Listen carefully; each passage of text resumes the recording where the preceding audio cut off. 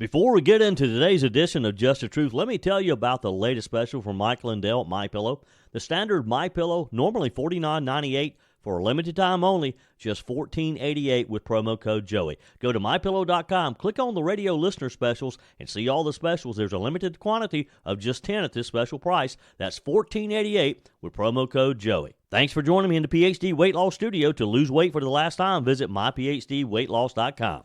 Welcome in. Hope you had a wonderful weekend. It was a big day in Daytona, Florida yesterday with President Donald Trump being on hand for the start of the Great American Race. The president, riding in the Beast, led the drivers on a lap before the race began. It's the second time he's attended the event. We have some of the highlights. The White House scorched moron left-wing senator for seething over what was an obvious Trump family parody account on X. The White House's rapid response team had too much fun with this one. You're going to want to hear this. Proposed legislation in the South Carolina General Assembly will target wasteful, fraud, and oppressive spending in regulations and the state's budget, according to the Post and Courier, who asked the question, so why are Republicans offering it when they've been running the show for a few decades? It's a valid question. We'll dig in a bit. And a South Carolina independent news organization wrote an article over the weekend that disclosed that there are 30 South Carolina state parks that are offering free electric vehicle charges. Evidently, the state is offering to charge your EV for free. I have the details for you in today's show. I told you we'd be back. And ye shall know the truth, and the truth shall make you free. It's Joey Hudson. I wanted to name it the Joey Hudson Bill, but, they don't allow you to put names on bills. But I wanted to call it the Joey Hudson Bill because I know that one's been near and dear to you for a number of years. That's how it's done. Let your voice be heard. And the truth shall set you free. Here's Joey Hudson. Here's a story for you from over the weekend. Democrat Senator Chris Murphy, one of the biggest Trump haters in the swamp, just got completely humiliated. Why? Because he fell hook, line, and sinker for a parody account on X, formerly known as Twitter, of course. Here's what happened. Murphy saw a fake Laura Trump fan page and went on a profanity-laced tirade about free speech and so-called authoritarianism. I mean, you can't make this up. Murphy, in his usual outrage ignorance, took a fake post seriously, accusing President Trump's administration of threatening Democrats with arrest. Now, instead of doing a little bit of research, which is easy to do, checking the name of the account, for example, he ranted about how Trump has some effing gall to talk about free speech. Yeah, he said that. After the left spent years colluding with big tech to silence conservatives, the irony is absolutely just stunning, isn't it? And then, and this is the best part, the White House's rapid response account, which is a brilliant new tool that is set up to call out fake news in real time, just slammed Senator Murphy. They called him a moron, and let's be honest, that's putting it nicely. The White House made it crystal clear that this page was obviously a parody. It doesn't take much looking into it to realize that it is a parody. It's a parody Laura Trump site.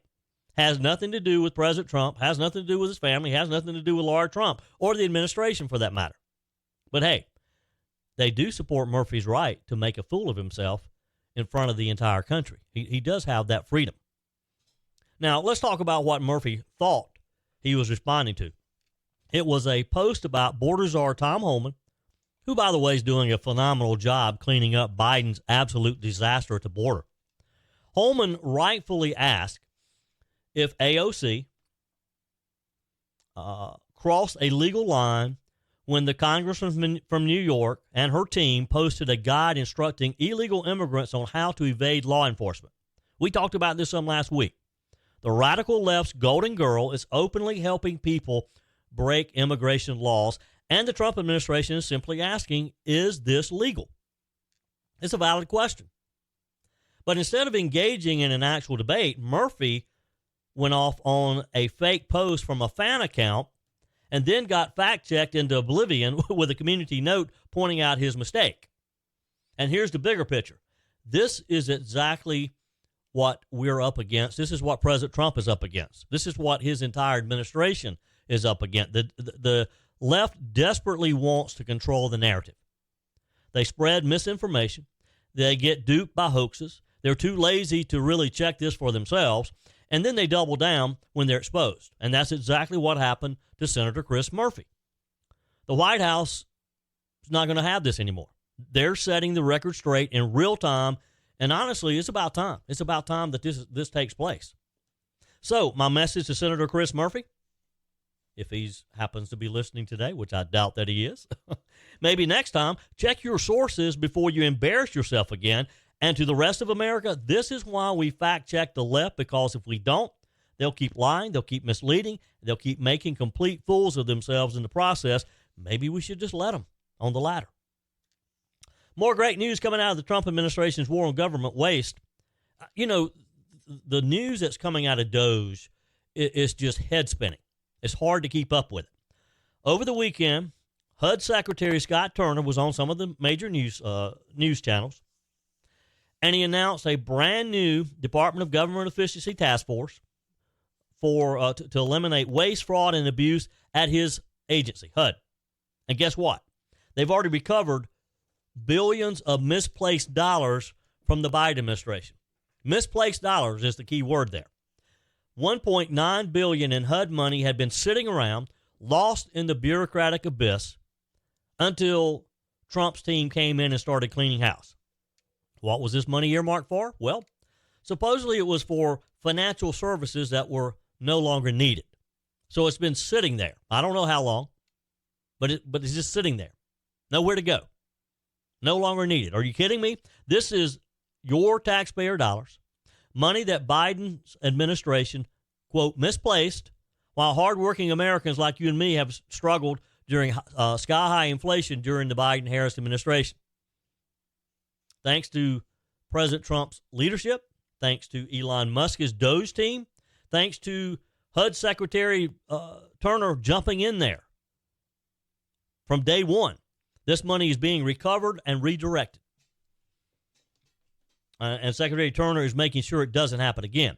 His HUD Doge task force within HUD is going through every dollar, every program, every nook and cranny of this bloated bureaucracy to make sure taxpayers aren't getting ripped off. And it doesn't stop at HUD.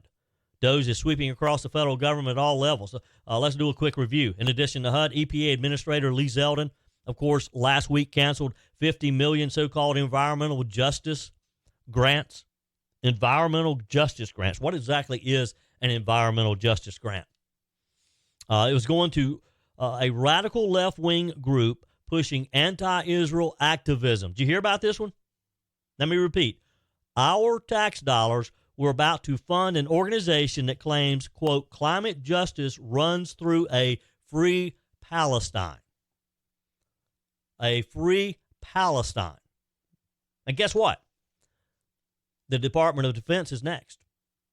Defense Secretary Pete Hegseth is partnering with Doge to cut wasteful spending in our military budget because, yes, even the Pentagon needs to be held accountable.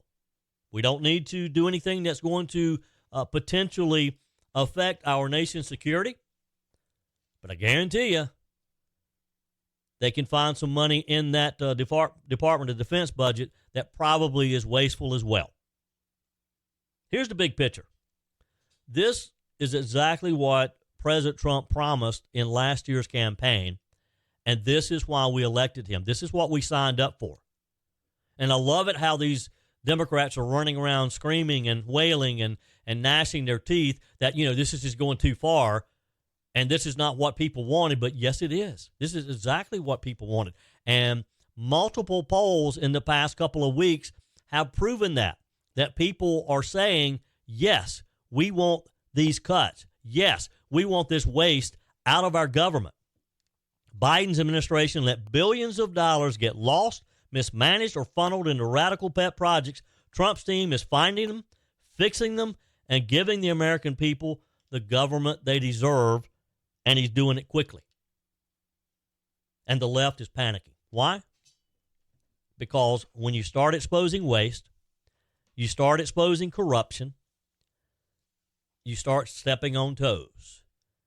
And you better believe that before this is all said and done, in the coming few years, I suspect we're going to see some people who are charged with criminal acts. I suspect we're going to see some people prosecuted. I suspect we may see some people from the Biden administration maybe even go to jail. It probably won't be hard to find them. There's a lot of talk about making America great again, and it begins with making America healthy again. Dr. Ashley Lucas and her team at PhD Weight Loss are at the forefront to educate and guide you to be your best self. The millions being spent in propping up Big Pharma are astounding, only to create long-term dependency and harmful side effects. Let's take a natural approach that isn't connected to a pharmaceutical company's bottom line. The coaches at PhD Weight Loss will show you how. The entire program is centered around science and nutrition, a proven roadmap that has helped over 8,000 clients lose over 331,000 pounds. You'll learn what to eat and when, how to quiet cravings, and finally get rid of that belly fat. Plus, you'll never take a medication. How many pounds would you like to lose in 2025? Do it the natural way with PhD Weight Loss, here to lead the charge to make America healthy again. Call PhD Weight Loss and schedule your consultation. 864-644-1900. That's 864-644-1900, or go to myphdweightloss.com.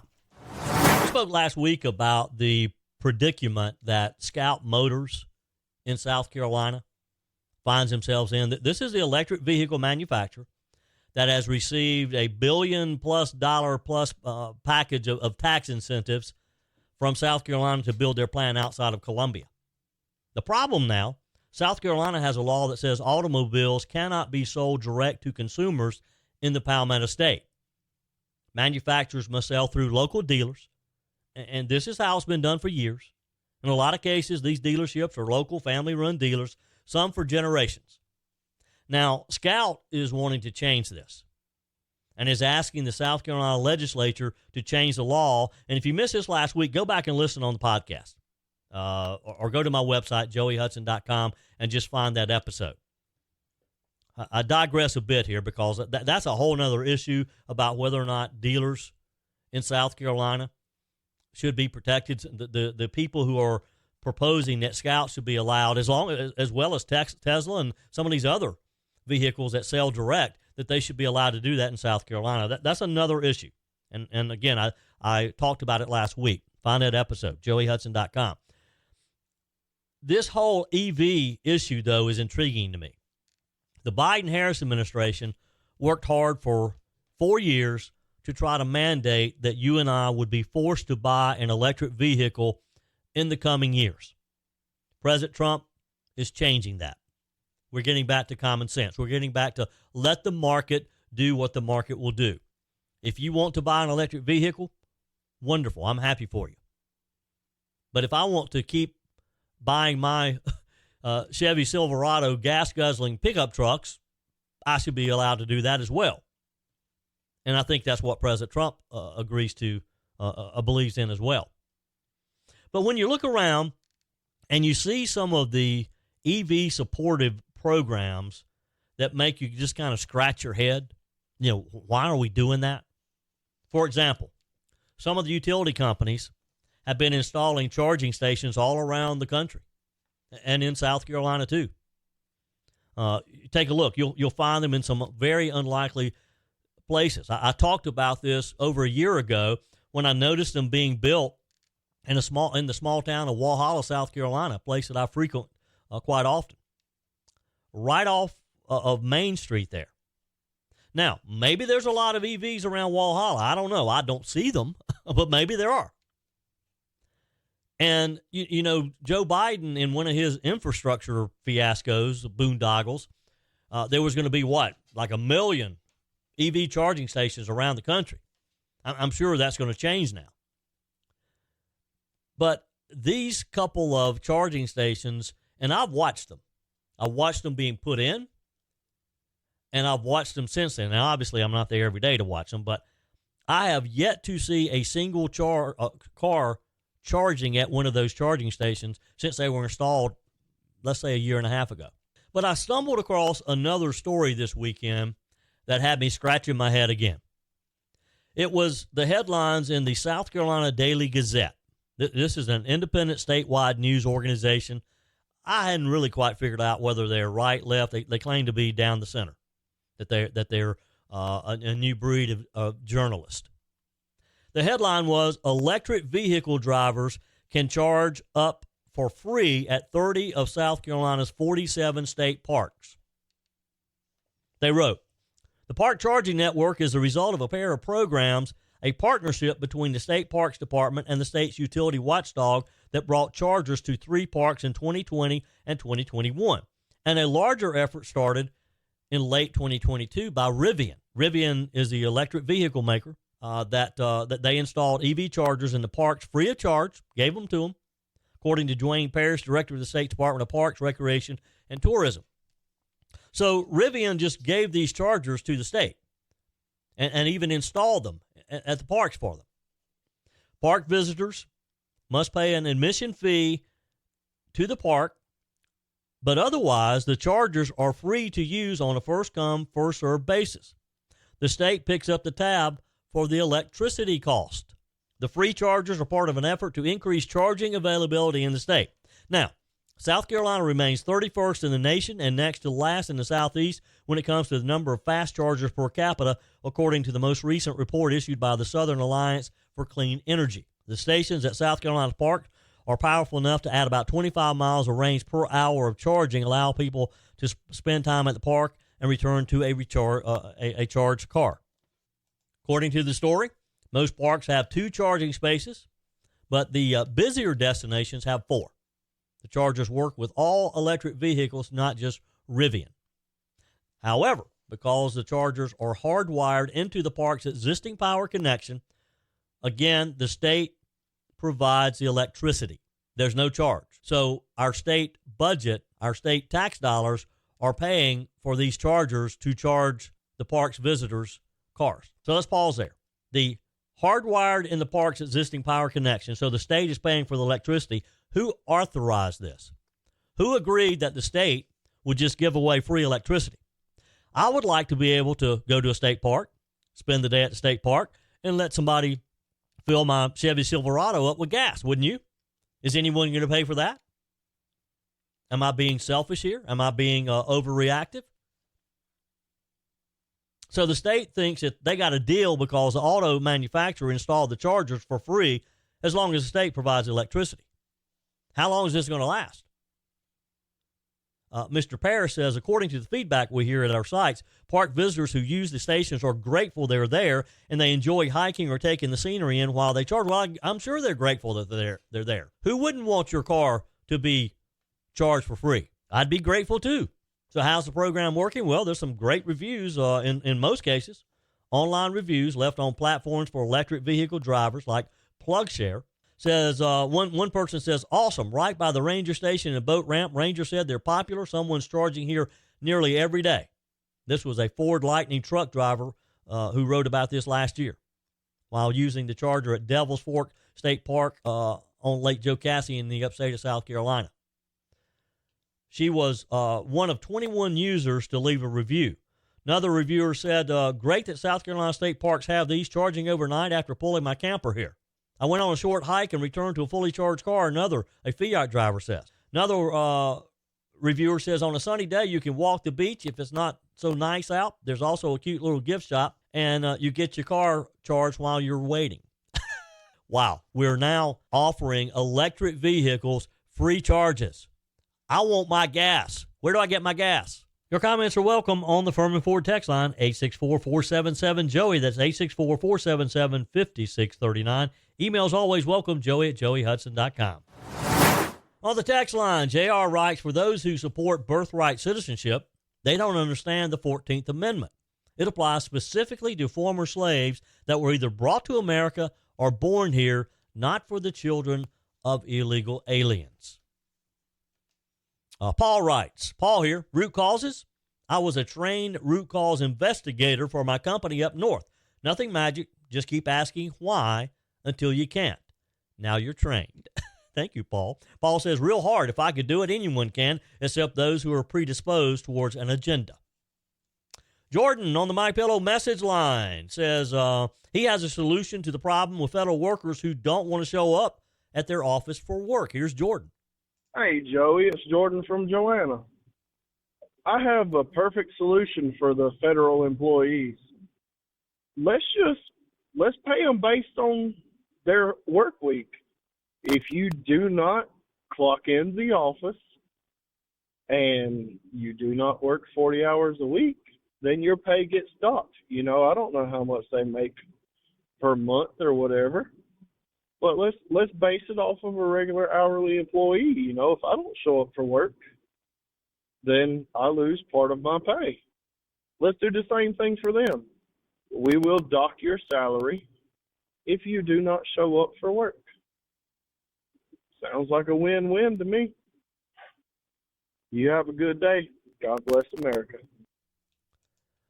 Jordan, as I responded to you via text, you're not going to make a very good government employee because you have too much common sense.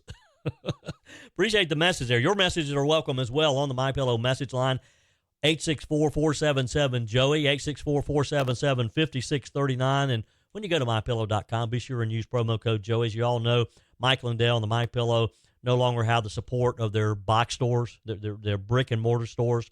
So he depends on radio listeners like you and me to keep the wonderful people at MyPillow employed. They've been part of this cancel culture. So they want to pass savings directly to you. And boy, do they do that. Just go to MyPillow.com. Use promo code Joey. You'll see all the savings there. You can also call 800-893-4059, 800-893-4059. Be sure and use promo code Joey, and you're going to have all kinds of great New Year's, as we are in this 2025 year, lots of great things happening for our country. Let's support Mike Lindell. The six-pack towel sets, for example, the MyPillow standard pillows. You're going to have the best night's sleep you've ever had. MyPillow.com. Use promo code Joey. NASCAR drivers hit speeds of nearly 200 miles per hour yesterday after the green light was waved for the Daytona 500. It was sort of an on-again, off again, as rain delayed things there a couple times. President Trump was on hand for the start of the Great American Race, leading the drivers on a lap before the race began. It's the second time President Trump has attended. Ahead of the call for drivers to start their engines, Trump talked with Fox Sports' Jamie Little and applauded the race drivers for competing in the event. Well, I'm joined now by the President of the United States. Mr. President, 5 years ago, we were standing in this very spot. What brings you back to the Great American Race? Well, I think it's fantastic. It's great for the country. Our country is doing well again, and we have spirit all over the world. There's spirit again. We brought it back, and it's been less than 4 weeks. So you'll see what we do in a little period of time. It's going to only get better, but this is very exciting. You brought your granddaughter. I know some of your other family members are here. You get to take a ride around in the Beast. What is that like? I'll let you know in about 2 minutes because they're going to be going quite quickly, I understand. And you just got to meet some of the drivers. Are you going to get on the radio again and talk to them before the start of this? And I say they have a lot of courage doing this. It's I see it, and I've been here, and they have a lot of guts, as they would say. Mr. President, enjoy your time. Thank you very much. Great. Mike. It was classic Trump as he led the drivers, the cars around the lap. He was in the Beast, of course, but they picked up some pretty good speed there. Trump also had a message for the drivers. He was patched into their radios before the green flag was waved as he was making that lap around in the Beast. And Mr. President, the radio is yours.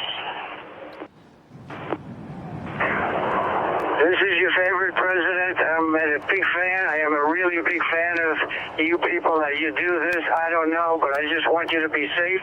You're talented people, and you're great people and great Americans. Have a good day. Have a lot of fun, and I'll see you later.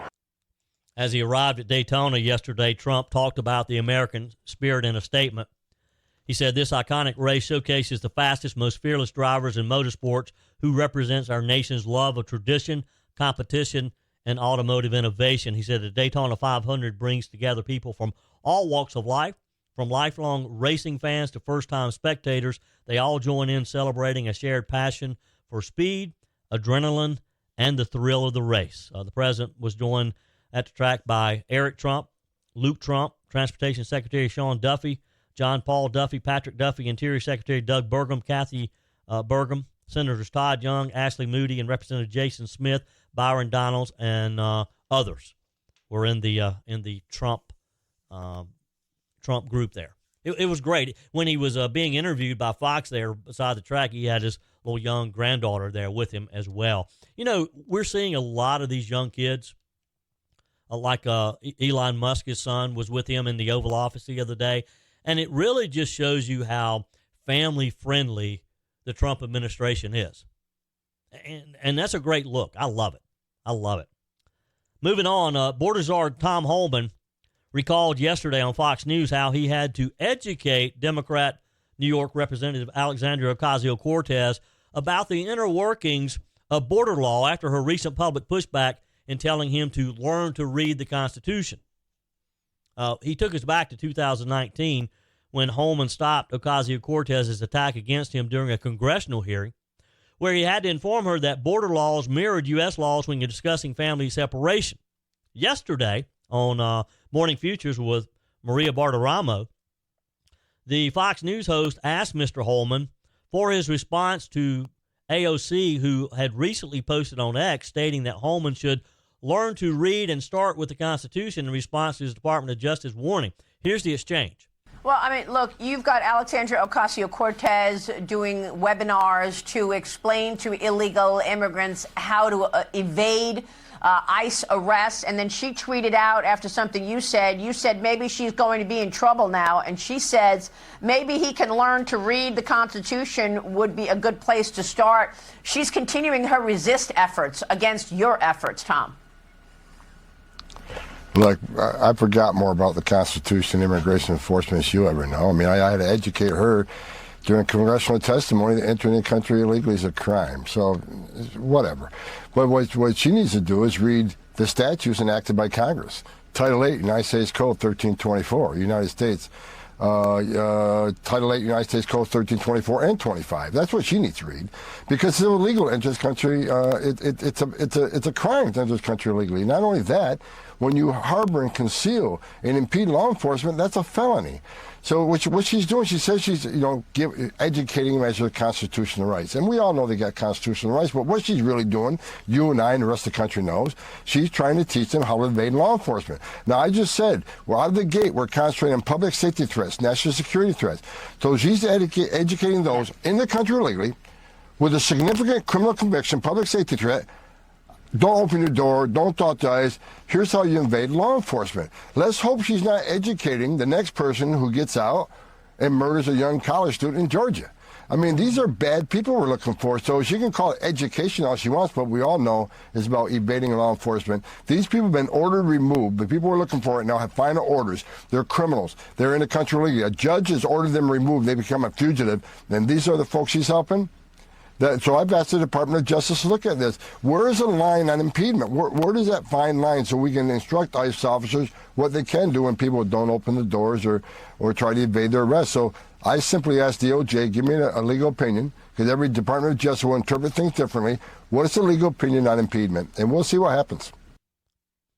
It'll be interesting to watch. And what does a U.S. congressperson, a member of Congress like AOC, what are her limits?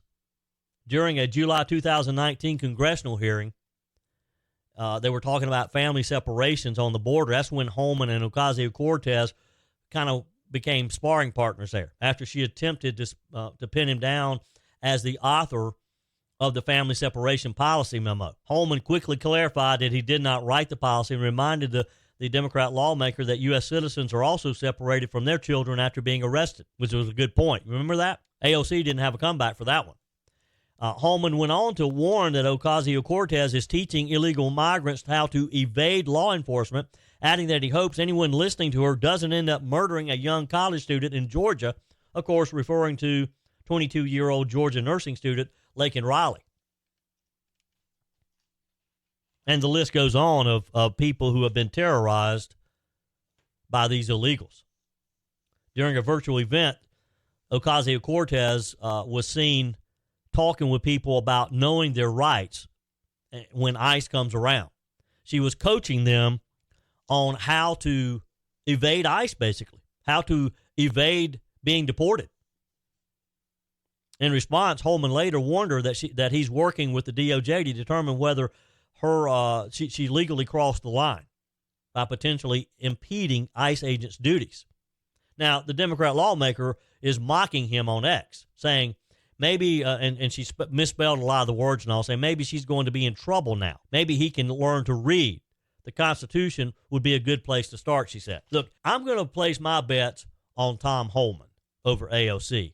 What about you? Your comments are welcome on the Furman Ford text line, 864-477-JOEY. That's 864-477-5639. Emails always welcome, joey@joeyhudson.com. Speaking of the Furman Ford text line, it's never been more important to support locally run businesses owned by people who actually live here in the upstate. Let me take a minute to talk with you about our friends at Furman Ford. If you're looking for a new vehicle, maybe a great pre-owned vehicle, one you can trust, or maybe you're looking to order that special vehicle. Either way, if you want a new one, a brand new one, or a pre-owned that you can trust, the folks at Furman Ford, they're there to help you. Their name is on the sign because their name is on the line, because every single transaction is important to them. Jim Furman, Matthew Furman. They do business the right way. When you stop by, when you give them a call, or maybe when you just send them a quick email, you're always going to have access to a member of the Furman Ford family. And by the way, they also offer great service, and you're not going to have to wait weeks and weeks to get it done. And you do not have had to purchase your vehicle at Furman Ford. Doesn't even have to be a Ford. They service all makes and models. Visit my friends at Furman Ford online at furmanford.com, furmanford.com. Obviously, the big thing that has captured Americans' interest in the headlines is the work of Elon Musk and Doge. And now we've got a lot of states thinking, well, maybe we should do the same thing at a state level. And I hope we're going to have cities and counties and school districts thinking the same way. The Post and Courier in Charleston, South Carolina, they cover the entire Palmetto State, in their weekend Palmetto Politics column, raised an interesting question. There's a movement underway to establish a South Carolina Doge-like commission that would dig into state spending just like Elon Musk has done at the national level. The Post and Courier asked, though, since the GOP has pretty much had control of the state legislature for almost 30 years now, what they are expecting to find and who would be responsible for any potential waste uncovered. According to reports out of Columbia, the proposed legislation would target wasteful, fraud, and oppressive spending and regulations in the state's budget. The Post and Courier writes, so why are Republicans offering it when they've been running the show? It's a valid question, isn't it? The sponsor of the bill, South Carolina Senator Stephen Goldfinch, he's a Republican from Murrells Inlet, told reporters he does see a state-level Doge commission as necessary in recognizing that 100% there is a problem, he says. He said, I'm ready to break some things. I'm ready to fix some things. So if the question is it an admission of guilt that we haven't done what we should have done? Yeah, the answer is yes. But I'm ready to fix it. So here's where we are. The state Senate recently filed a joint resolution with the House that would set up a 9-member commission of non-legislators mirroring the Federal Department of Government Efficiency. President Donald Trump created the idea after he recast the U.S. Digital Service to create Doge, putting Elon Musk in charge. The legislation was discussed during a February 13th committee session last week, where Senator Goldfinch said his vision of the South Carolina Doge would not be the same as the D.C. Doge. He told the Post and Courier, I don't think we're going to find billions of dollars in waste, fraud, and abuse in South Carolina's budget. We only have a $14 billion state budget. You're not going to find $14 billion a week in waste, fraud, and abuse. I think that's the main concern, is over-promising and under-delivering. The legislation says that the commission will be in charge of conducting a survey of the structure and funding of state government to determine how to modernize toward being less costly and more efficient. The idea of seeking efficiency and cost savings, of course, is not necessarily new. According to the Post and Courier, There are a number of state government efficiency studies that have been done in South Carolina. Most recently, the House Government Efficiency and Legislative Oversight Committee has been actively collecting public feedback to identify potential inefficiencies in agencies like the Department of Insurance, the State Law Enforcement Division, and the Department of Education. The state also has an Office of Internal Auditor, a State Inspector General, and some other safeguards that it has implemented over the years to ensure government runs smoothly. Senator Goldfinch said he believes the House Ways and Means Committee does a, quote, very good job of stewarding our state's money, but these entities don't have the ability to see true waste and fraud, he said. Like some of the earmarks, some of the special projects that state legislators are still allowed to do. Democrats, meanwhile, were very quick to call the Doge idea in the Palmetto State a stunt, giving the rolling GOP changeover of the state dates back to around the Carroll Campbell era in the 1980s. The state Democrat Party said Republicans are out there to create another level of bureaucracy. The party warned, don't be fooled. This is political theater at taxpayers' expense. Senator Ed Sutton, the Democrat from Charleston, said the Republicans have had the House, Senate, and governor's mansion for 20 plus years. If there's any waste in the state, it's because they put it in there. Again, that's a valid point, isn't it? Sutton said he's skeptical of the proposal because there's no clarity on how the commission will work. He says it's window dressing. Representative Roger Kirby, a Democrat from Lake City, South Carolina, was a little more succinct, according to the Post and Courier, calling the move a political stunt to get on the Trump train. Now, this commission, if the law is passed, if this becomes reality, would consist of 3 members appointed by the Senate President, 3 appointed by the Speaker of the House, and 3 appointed by the governor. No one on the commission, including its chair, would be paid for their role. So this is a volunteer committee, kind of like Elon Musk, volunteering at the federal level. No one from the General Assembly can serve, but a past member of the legislature could. The Senator Goldfinch said, you need people from various walks of life and various industries. If you don't pick the right people, you're not going to get the right result. And he's right there.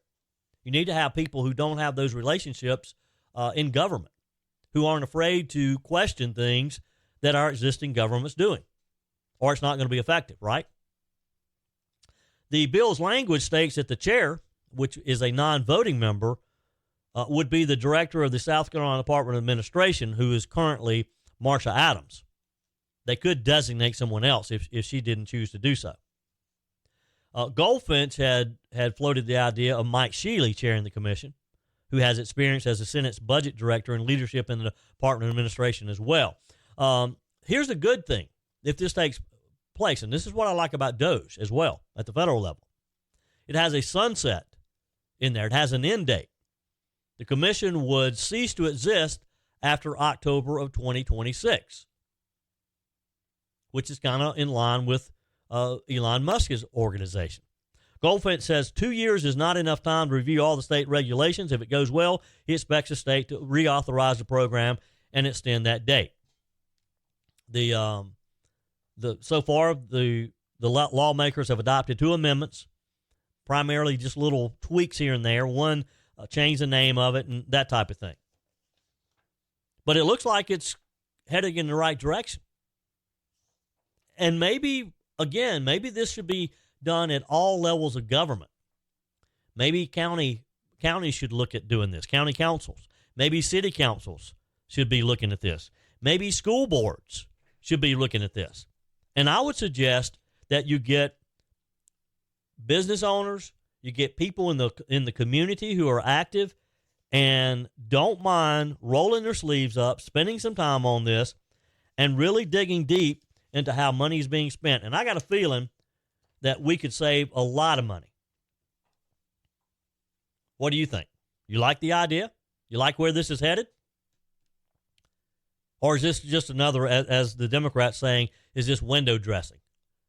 Is this just another level of bureaucracy? I think if it's done right, it's not.